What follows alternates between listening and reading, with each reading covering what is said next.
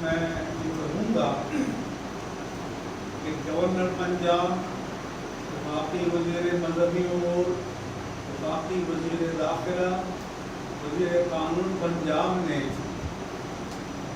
تحریک لبیک پاکستان کے ساتھ تحریری معاہدہ کیا، ان کے اسیروں کی رہائی کے لیے وعدہ کیا، لیکن مجھے ٹیلی فون آ رہے ہیں کہ اسیران تحریک ناموس مصطفیٰ صلی اللہ علیہ وآلہ وسلم پر جیلوں میں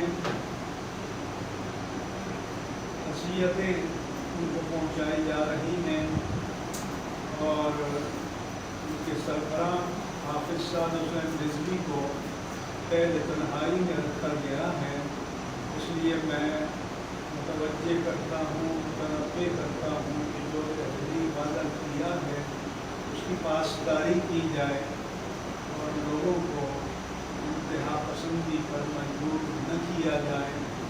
ہمارے ملک میں یہ جو کلچر پروموٹ کیا گیا ہے کہ جب تک کوئی میدان میں آ کر نظام کو مفلوج نہ کرے، اس کی بات کتنی ہی جسٹیفائی، کتنی ہی منصفانہ، کتنی ہی جینون اور کتنی ہی حق پر مبنی کیوں نہ ہو، اس نظام میں اس کو کوئی سنوائی نہیں ہے۔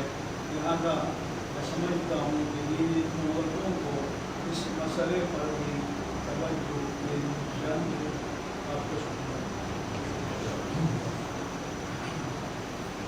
ٹھیک ہے صاحب۔